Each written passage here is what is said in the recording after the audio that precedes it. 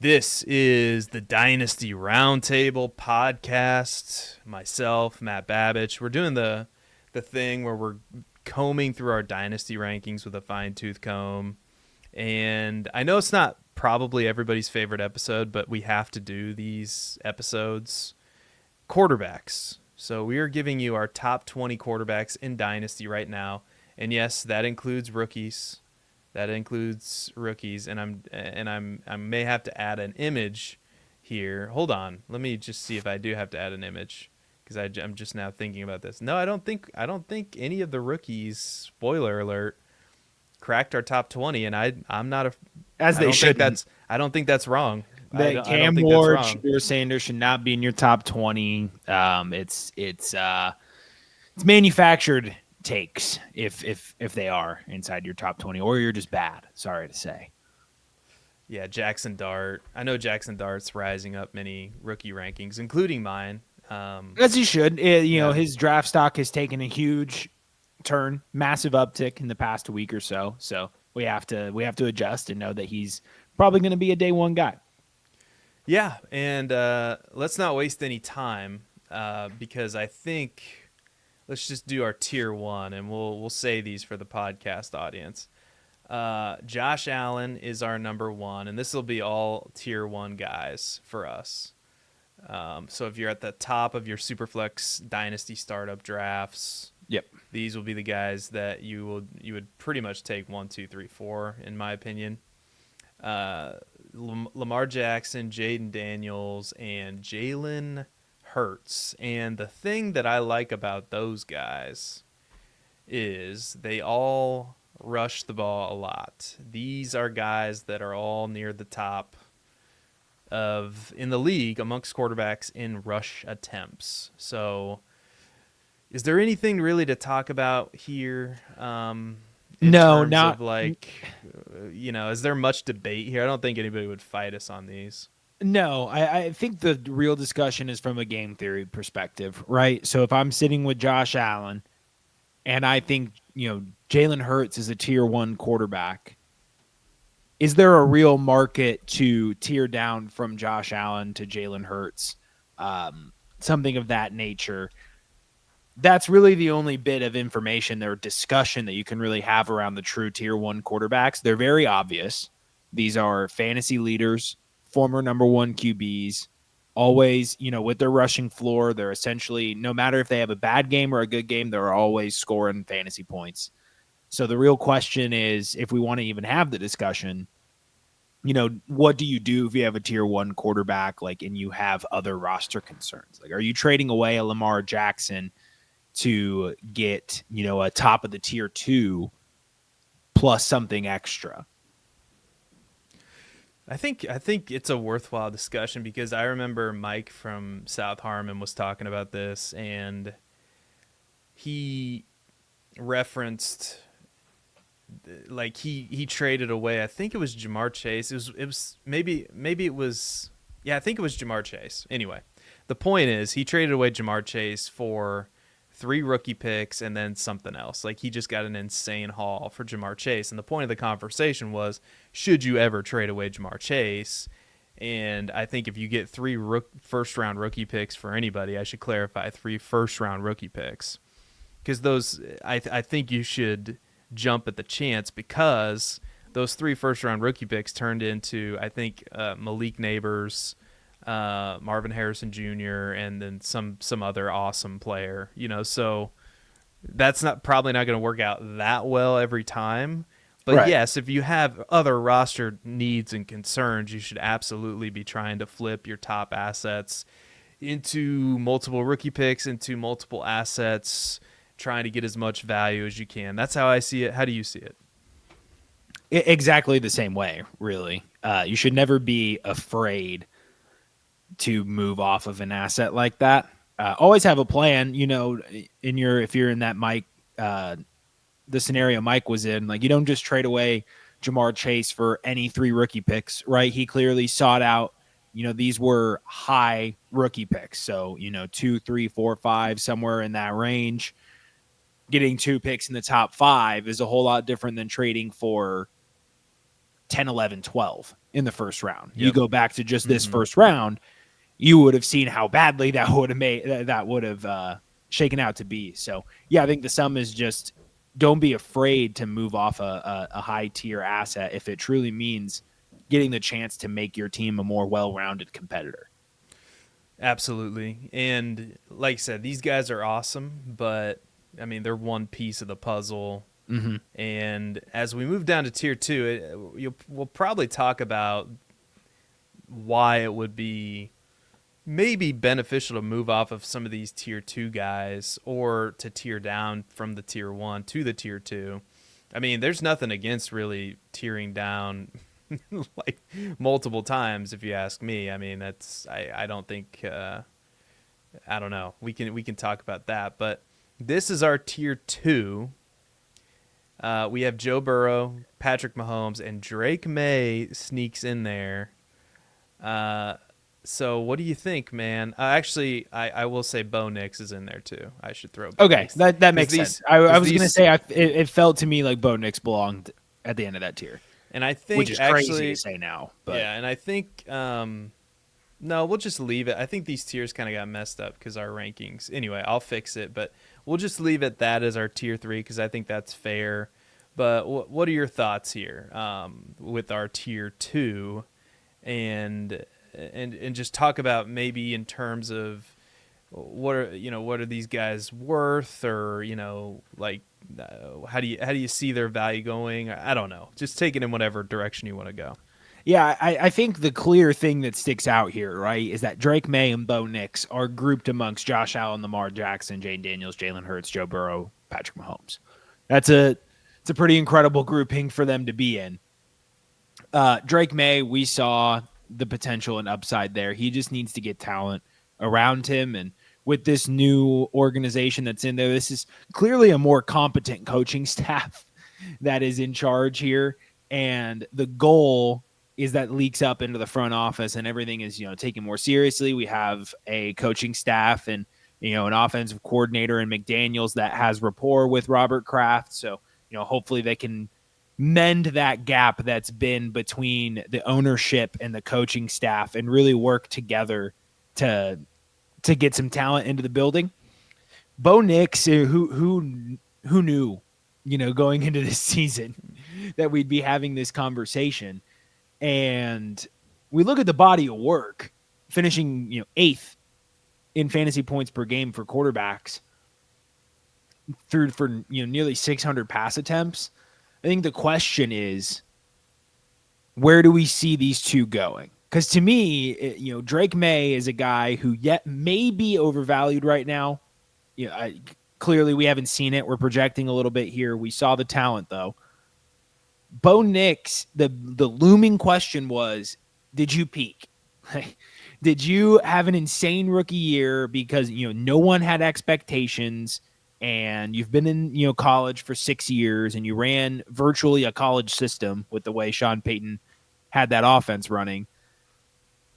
Was this fool's gold? Are we going to see a sophomore slump like CJ Stroud did? Because if Bo Nix takes a sophomore slide like CJ Stroud, the impact on his dynasty value is going to be much, much harsher than it was with CJ Stroud. If he looks like a lemon next year, we're talking like QB 24 or QB 20 in dynasty rankings. We're talking about a potential plummet. So if I'm holding Bo Nix, which I am in some leagues, if you're on the competing side and you threw a late round dart at Bo Nix, I feel like you gotta just hold out.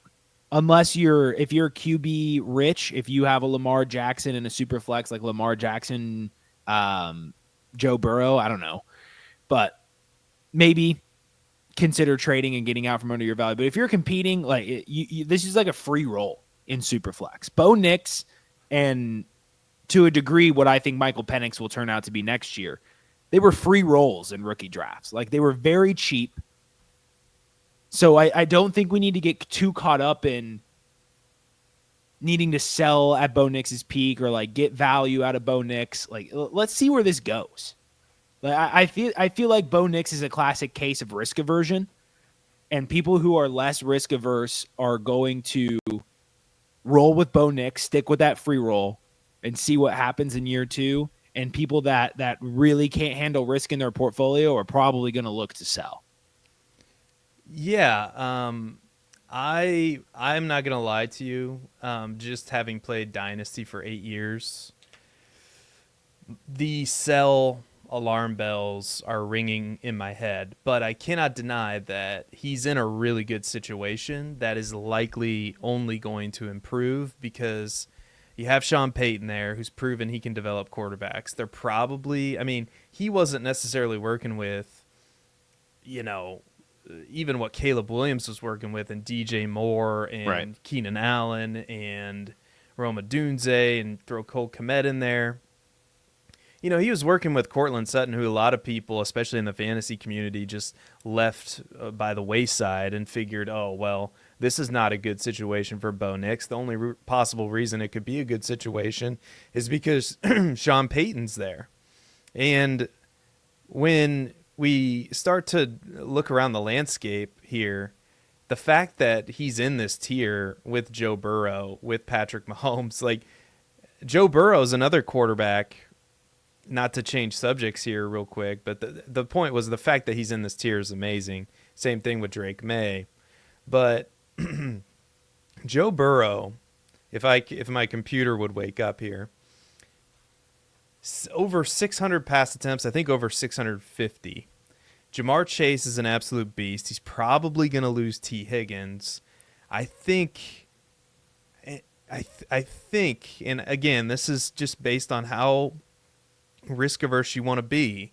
As you said, I think out of these two players, I think actually you could get a lot more for Joe Burrow. Like, I think that the perception could be like you could get something, a significant piece on top of Bo Nix for Joe Burrow.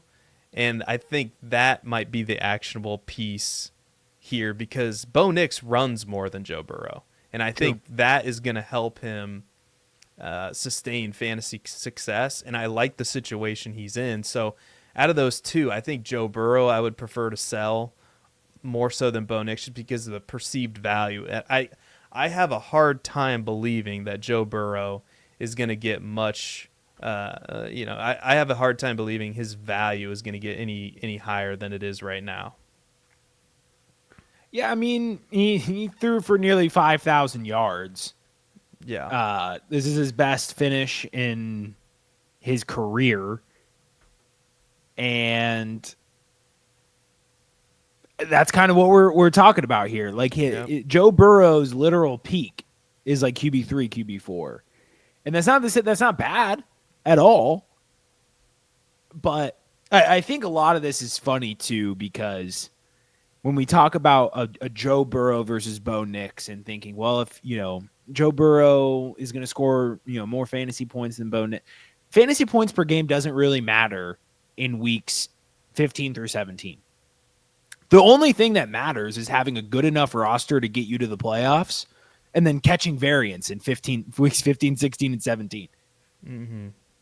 So when you think about it that way, it's easier to not split hairs and come to the exact conclusion that you just came to of, why not trade Joe Burrow for Bo Nix plus right now?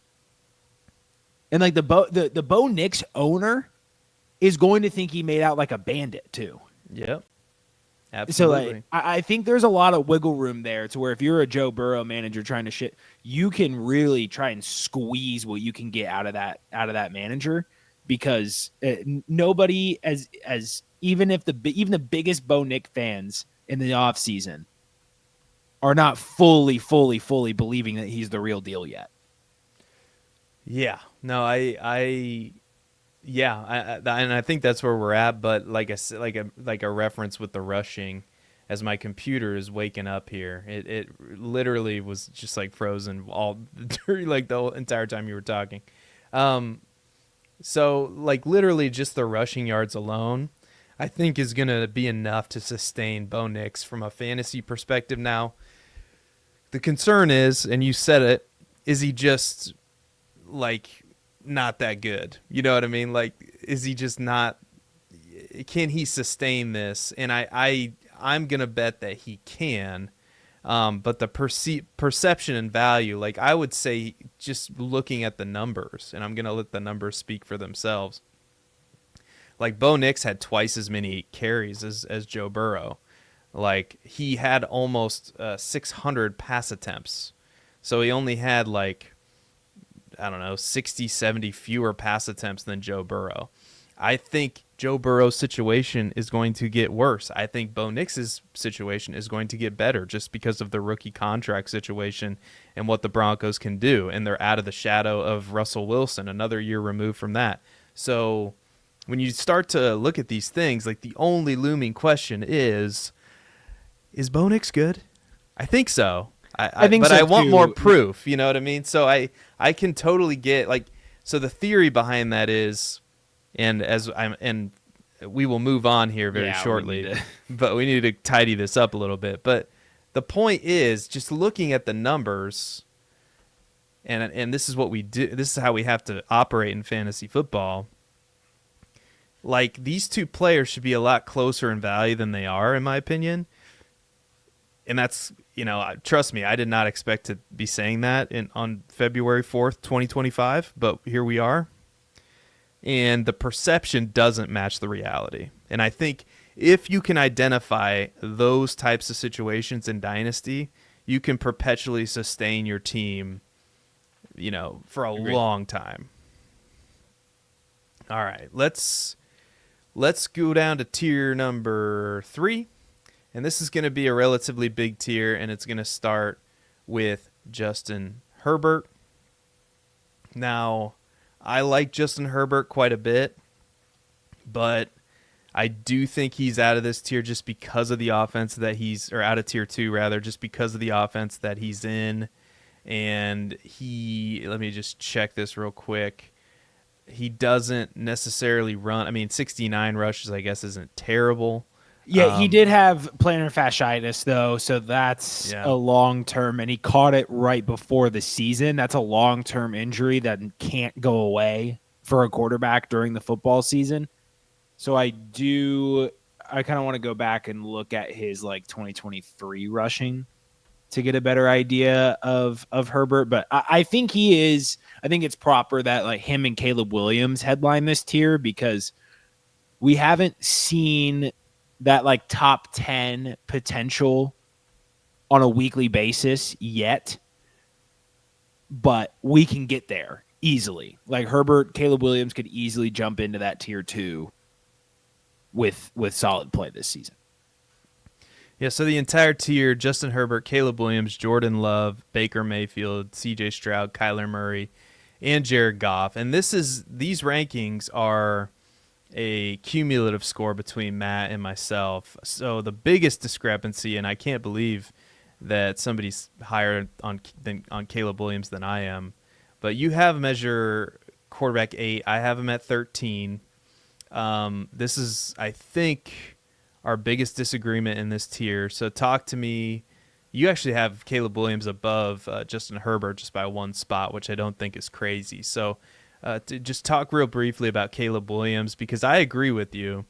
I think he has the potential, especially with the offensive coaching boost and Ben Johnson, to really vault up the rankings. And I think the problem, just before you go, I think the problem with Caleb Williams is a lot of people are going to see this and it's going to be too obvious and it's not going to be easy to really get Caleb Williams. So I think that's going to be a problem for us who are trying to trade for him. But talk to me about Caleb Williams and maybe why I should have him higher. Yeah, so I don't know, man. Maybe it's just still take lock from USC, but I think he has it. I just think he has it. And it's the perfect time for this to happen. As weird as this Chicago situation was, I almost think it was better for the coaching staff to turn into an absolute shitstorm. Because then at least he's not being drilled these ideals from one coach every single day. Caleb halfway through the season was just probably all right, what am I supposed to do right now? and he gets the freshest of all fresh starts with Ben Johnson, bringing in JT Barrett for the quarterback's coach, basically taking a lot of Detroit and taking that to Chicago. The McCaskies finally did it. They finally got somebody who can develop a quarterback. And as soon as the Ben Johnson hire was official, like I went back to what I thought the Bears could be with Caleb Williams in that roster, and I just said, yeah, whatever I thought last year, turn it up a little bit, because the offense showed a lot of promise.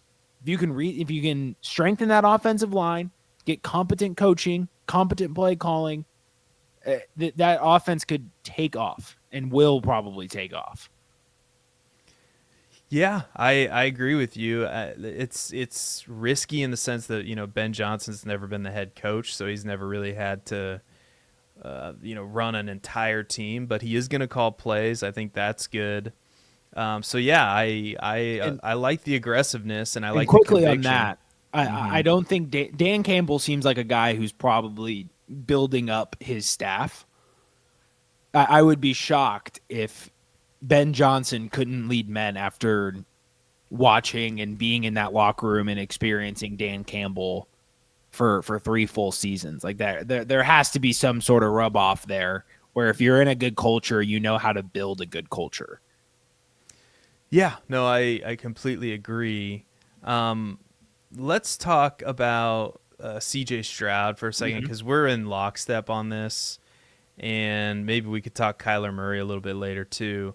We have him at quarterback 13. This is one of our biggest disagreements with Keep Trade Cut. Keep Trade Cut has him at quarterback 9. I still think we might have him a little bit too high, and I think us at quarterback 13, and I'll tell you why. Because he finished this year as quarterback 16. This is according to Player Profiler. Number 27 in fantasy points per game, and you start to look at what went wrong, and the stat line isn't bad. Like the stat line isn't, there's 500, over 4,000 passing yards. Now this is 19 games, so I think we're counting the playoffs here too. But I wish they didn't do this. 21 passing touchdowns, 317 rushing yards, which was more than last year. The yards per attempt number was down, but you look at everything, and it's pretty much the same. Like, it's very similar to the season where he finishes quarterback 7 in fantasy points per game, and I just kind of think this is who CJ Stroud is, and I don't know if he's ever going to have a season with the kind of weapons that he had. I mean, I suppose they could maybe lure a Stephon Diggs-like player every year, but I don't know if Tank Dell's going to stay healthy, so that leaves Nico Collins and Joe Mixon as his primary passing options. I mean, Joe Mixon out of the backfield. So what I'm getting at here is, I think this is kind of who CJ Stroud is, and I think we probably should have seen it all along. He's probably going to be a perpetual finish between quarterback 10 and 15 in fantasy points per game. I do think the quarterback 27 in fantasy points per game is a bit of an outlier, but I think we have him in the right spot, and just because he's not really going to run the ball a ton, his upside is always going to be limited. But what do you think? So let's also remember that Tank Dell suffered a pretty gruesome injury in the playoffs. He's not going to be back, I would guess, until at least mid-season next year, and probably not himself till late next year, if not the year after. So the Texans are in a sticky situation in terms of their receiving core. We saw how those issues affected him, and we should have looked at the yards per attempt and the adjusted yards per attempt being so high, like 8.2, like ranking number 3 and number 2 with over 8 air yards per attempt yards per attempt and adjusted yards per attempt is that's unsustainable. Quarterbacks are going to hit it. Every quarterback has these, hyper efficient seasons, but that type of production is generally unsustainable. And you saw just from the air yards per attempt last year, he went from 9 yards on average in the air on each one of his passes in 2023 down to 8.4. So the target depth was made shallower, and that's because in 2023 Tank Dell was catching 30-yard touchdowns like every game. So we saw a lot of unsustainable production in 2023, and that's really caught back up to bite his value in the butt. Yeah, and just to real briefly touch on Jordan Love. Jordan Love also had a down year, but the upside is there in that offense that we've seen in the past, like thrown over 30 touchdowns last year. Really propelled him to his quarterback 5 in fantasy points per game finish, and you could sell the rushing yards too, and maybe the rushing touchdowns with a Jordan Love. I know he didn't rush the ball a ton this year, but like in that offense, the Green Bay offense versus the Texans offense, I just feel like it has a lot more depth to it and can sustain an injury here or there as well, which is part of the reason why I have Jordan Love ahead of CJ Stroud just from a fantasy. Again, if we're drafting an NFL team, I think I would choose CJ Stroud over Jordan Love, but we play fantasy football. Kyler Murray. You have him at 11. I have him at 15. I'll admit this one is a little bit of me being sick of Kyler Murray because I don't understand how a quarterback that should be so good for fantasy football just appears to be so meh for fantasy football. I don't know if it's because he plays too much Call of Duty. I think it's just because he's short, the deal man. is. I'm dead serious, brother. Like I legitimately think he's just too short to see these fields and read defenses. But you know what he's incredibly good at? Hitting at least 18 fantasy points per game on the season. Clock work, my friend. He has hit 18 fantasy points per game or more in all 6 of his seasons. Quarterback 12 is his lowest finish in fantasy points per game. He had 2 seasons of 22 and 24 fantasy points per game. Thank you, Cliff Kingsbury. Is he the quarterback maker? Let's talk about it, because Jaden Daniels, Kyler Murray. But anyway, he's got stable production. He is annoying. He was my keeper in my home league last year because I drafted him late with the injury, and he's so incredibly frustrating to watch. It's not fun. He should be a lot better than he is. That offense should be a lot better than it is, but man, I mean, he's consistent. Like, you're getting a top 12 quarterback in Kyler Murray. So I honestly think, well, yeah, you're the one dragging our ranking down. I'm happy with him there at 11. Yeah, and you look at just everything, like he's better against man coverage than zone coverage, although he wasn't terrible really against either.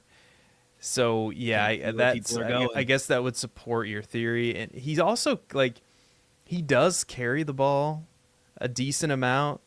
He was, and I don't know why Jaden Daniels is not in the spreadsheet I exported, but he's not. And hopefully no other quarterbacks are missing from this either. But Kyler Murray, right behind Caleb Williams with 78 rushes. Caleb Williams is 82 rushes on the year, which is huge for that Konami code factor. And you look across the board, and everything is, it's pretty, like, it's not bad. So yeah, I suppose I'll admit full well I think I have Kyler Murray fatigue. So that is why I have him so low. And just from a fantasy perspective, I feel like he should be so much better, but he's not. Even though he is consistent. So let's go ahead and throw up the rest of these. Let's just throw up tiers 4 and 5 because the final 5 is right. So it's going to start with Brock Purdy in tier 4, and we'll talk about his situation here in a minute. Trevor Lawrence is in tier 4. Dak Prescott, coming off of an injury, is in tier 4. Michael Penix is in tier 5. Yes, Michael Penix, and then Bryce Young. Yes, Bryce Young ahead of Anthony Richardson, Tua, Matthew Stafford, Our biggest disagreement is Michael Penix. We're 4 spots apart. Bryce Young, we're 3 spots apart. We're really not arguing too much here. You have Anthony Richardson at 19. I have him at 23. So why don't we talk about Michael Penix first? Because this is, I think, very conservative. I think some people would be more excited about Michael Penix than we are. I think this is a responsible ranking. We haven't seen much, but from what I've seen, I've really liked him. But you like him more than I do, apparently, because you have him at 18. I have him at 22. So I think he's going to develop, but I'd be lying to you if I say I really loved what I saw out of Michael Penix. okay, His accuracy metrics are not good. He was not throwing the ball accurately whatsoever. That's going to be a big issue if that doesn't get corrected in year 1 or in year 2. So I felt like I was overranking him, if it helps. I felt when I was putting it in that I was ranking him too highly, but I also don't want to really freak out over, what was it, 5 games to end the year. Kind of a weird time to come in as a rookie. So. Gotcha. Yeah. And then, Brock Purdy, we both have him at 16. I think that's fair, especially given his situation. I think if he goes away from San Francisco, I don't think it would be quite the end of the world that some people think, because I do think he is a top 20 quarterback in this league, maybe top 15. I think he could come in. Imagine if, I don't know, in a world where this would happen, I think if he wound up in Minnesota, he would step in and be better than Sam Darnold was this year, or could be just as good or better than Sam Darnold. If he walks into the right situation, it's just like any other quarterback. I think he can be successful. I'll put Purdy in the top 12 immediately if he goes to Minnesota. Yeah, I promise. Immediately. So, and then we have Trevor Lawrence, and this might also be Trevor Lawrence fatigue, because we both have him at 17. Liam Cohen, I know he had the Duval moment, but I don't think we should count that against him. Liam Cohen was actually very impressive with Tampa Bay and Baker Mayfield, so that hurts Baker a little bit. And it should be a good thing for Trevor Lawrence. The problem with Trevor Lawrence is, they've had Doug Peterson there. They've given him a plethora of offensive weapons, and we just haven't seen it from him the way that we would like. So he's very similar to Kyler Murray in that respect. I mean, quarterback 22 in fantasy points per game after 2 seasons of quarterback 13 and quarterback 12. I know it was a shortened season, but still, it's not great. No, not great at all, but they have the pieces, right? Evan Ingram, Christian Kirk, Brian Thomas Jr., Tank Bigsby, and Travis Etienne in the backfield. They have weapons on offense. So you would think with a competent play caller that things are going to go pretty well in Jacksonville, at least back to the QB 12, QB 13 range, which, given his ranking, would be a successful year for him. You think about the Tampa scheme too, and it's obviously not going to be a 1-for-1 comparison, but you start thinking about Brian Thomas Jr. in the Mike Evans role, Christian Kirk in the Chris Godwin role, Evan Ingram with his own special role because he's way better than Kate Otten could ever dream of being. That offense, you could start to see how that offense could be really exciting next year. Absolutely. And then to close out here, talk about, because we're I think maybe more excited than we should be, or I don't know. Bryce Young, I have him at 19. You have him at 22. We have him at quarterback 20 collectively.